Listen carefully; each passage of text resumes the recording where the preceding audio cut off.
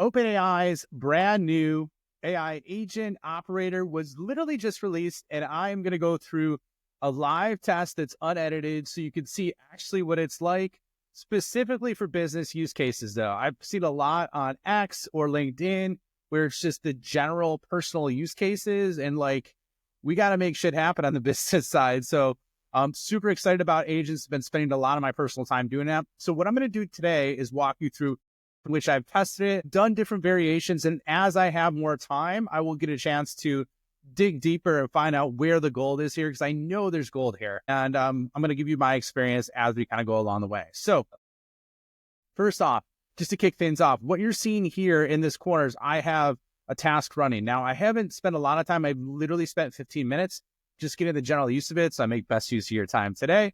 And what I'm going to do is walk you through the examples that I came up with, and I'm going to show you the results so we can see. And I've tested it in 3 different ways that are very unique, okay? And I'm going to go from what I've seen work in kind of interesting utility to just so-so. So I'm going to start it off with something very basic. And what we're going to do is we're going to have multiple windows running at the same time.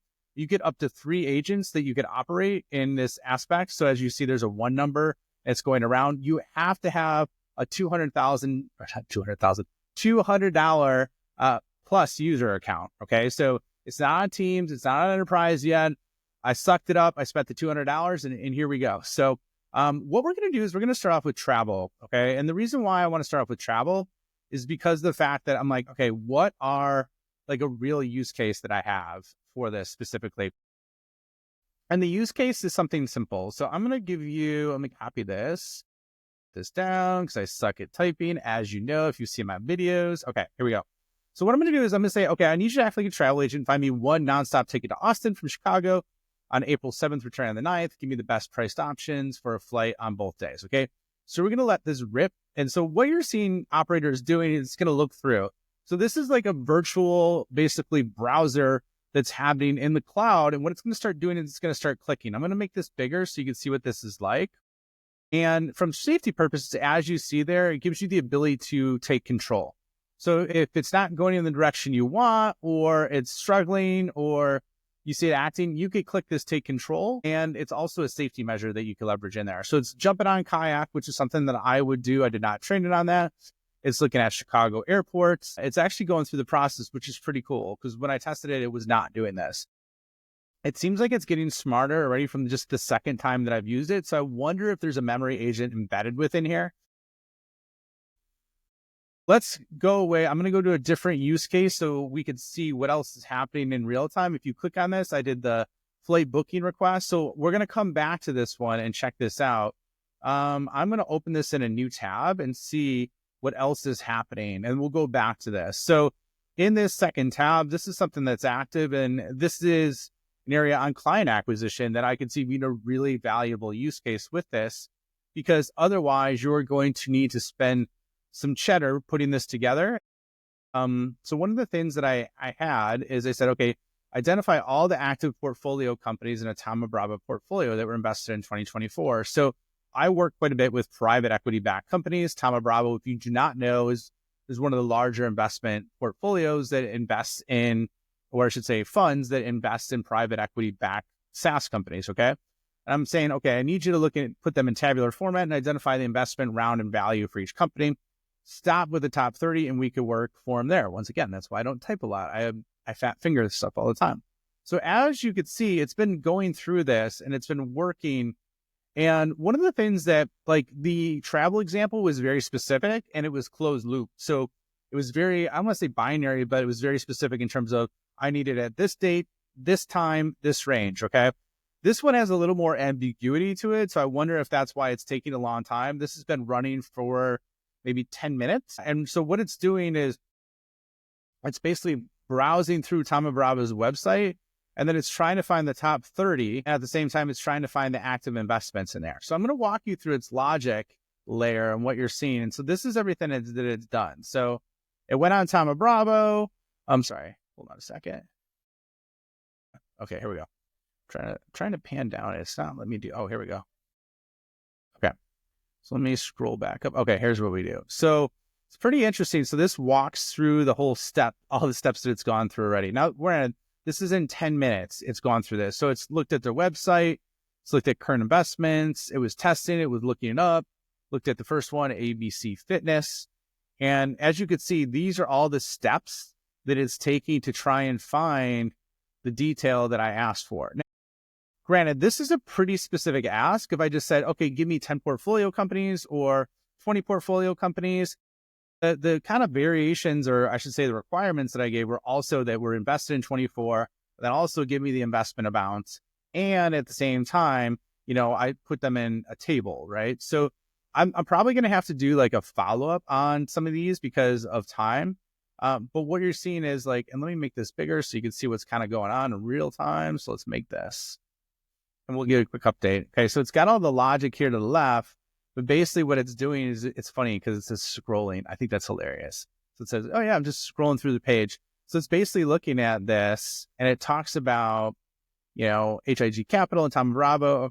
So it's looking through the press releases, which is pretty freaking smart. I'm wondering if like how long this is going to take and then what the outcomes are. Now, granted, at the same time, if you get annoyed with it, you could hit take control, right? Or you could hit this stop button. If I want to stop it, we could do that. And as you can see, it's been going for some time. So we'll circle back and look at that. Okay.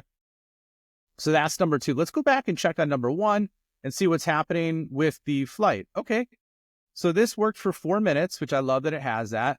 It says they found the best price option, Chicago to Austin, departs at 5:25 p.m. and 8:25 p.m. Okay, so did not list in my request. I said, please give me the best flights. Oh, no, I did not put the time, day. Okay, I put and instead of AM. Okay, there's that typing problem again. Anyways, so we got $120 $4 flight. And then it also has Southwest. And so it says, do you want to go away and look at those places? So let's just say yes. Let's just say I want to book this. This I can see be very useful for business travel because it sucks. Like jumping around, trying to find what works with your time, what works with your dollar value, right? And so now, as you can see, it's going through and it's clicking on that. It's finding the exact dates and times, and it's both nonstop, which is good, right? So it's hitting my requirements. Now it's trying to get to the point where basically I just hit continue and I pay the price to do this, which is interesting. It's actually trying to do that itself.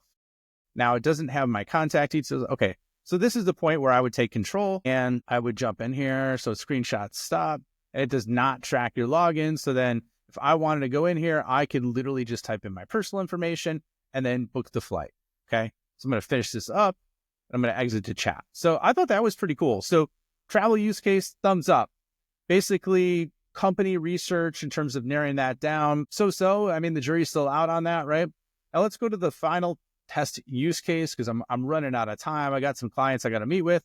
So let's go back and let's see what we got here. I'm going to do, this is my normal ChatGPT. Let's go back and create a new operator function. As you can see, the research is still going in the background, so we can see that.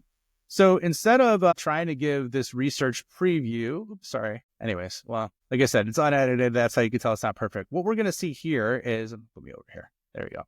I'm going to see it's got these different components in terms of dining, delivery, local service, all these things new. So let's check out news and see what it is. Now, these look like these are pre-built connectors because it's got Associated Press, Axios, Reuters, and I think this might be good. Let's see. Let's find out today's featured podcast. All right. And that's not super exciting. Okay. How about the latest news on artificial intelligence? Let's click that. Let's just click go. Now, I suspect this is going to be a much shorter process as we go through it, but you never know. Okay, so let's make it bigger so you can see what's actually happening in real time. Okay, so it's starting to go through. As you can see, it's scrolling through Reuters. I imagine it's probably going to hit the search bar. Yep, it's hitting the search bar, which is good, right? Artificial intelligence. And I wonder, like, since I've seen Perplexity be more efficient at search than Google, if you tell it to use Perplexity as a default, I wonder if it would do that. Because then you have to comb through less ads and things along those lines. Okay, so this might take a little while.